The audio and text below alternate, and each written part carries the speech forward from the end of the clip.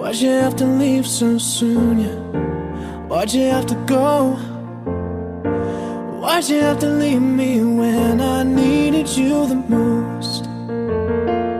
'Cause I don't really know how to tell you without feeling much worse. I know you're in a better place, but it's always gonna hurt.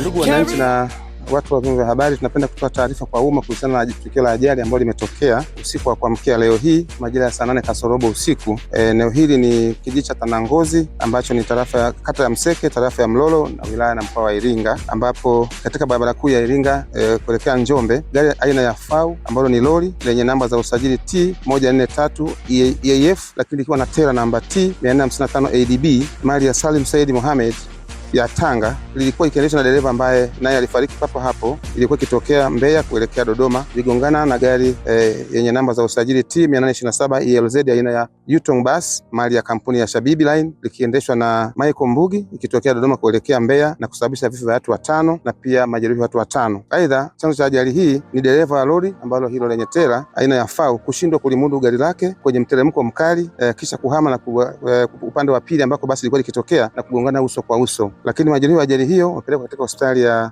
rufaa ya mkoa wa Iringa ambako wanaendelea kupata matibabu, lakini pia miili ya marehemu ambao alifariki 5 ambao tumetaja kwa katika chumba cha kuhifadhia maiti ambapo ndugu zao watakuja kwa ajili ya hatua zingine za mazishi. Lakini tunapenda tu kutoa wito kwa madereva kuhakikisha kwamba wanakagua vyombo vyao vya moto kabla ya kuanza safari, lakini pia hata kama anaendelea na safari kwa sababu hii ajali imetokea ukiona hili gari lilikuwa na hitilafu, kwa sababu kwenye mteremko dereva limemshinda ikaporomoka, hatimaye kwenda kuungana hilo basi uso kwa uso. Kwa hiyo tunatoa pole pia kwa ndugu ambao wamepata misiba wa hawa ndugu zetu ambao wamefariki, lakini pia pole kwa wale ambao wanaenda kutibiwa hospitali na tunaombea Mwenyezi Mungu asaidie ili tuweze kupata uponyaji mapema. Nimepewa taarifa saa 7:30 kama kuna ajali hapa na askari wenzangu wa jeshi la akiba.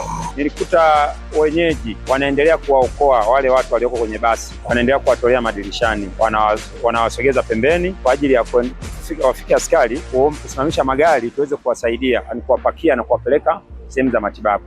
Ni kweli ajali ambayo inasikitisha ambayo tumekuta kwa leo asubuhi.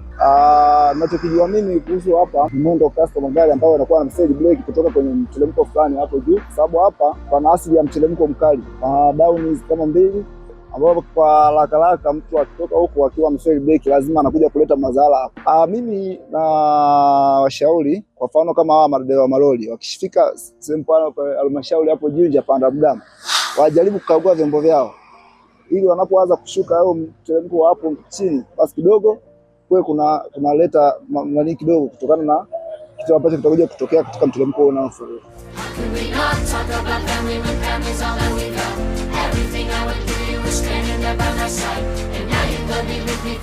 So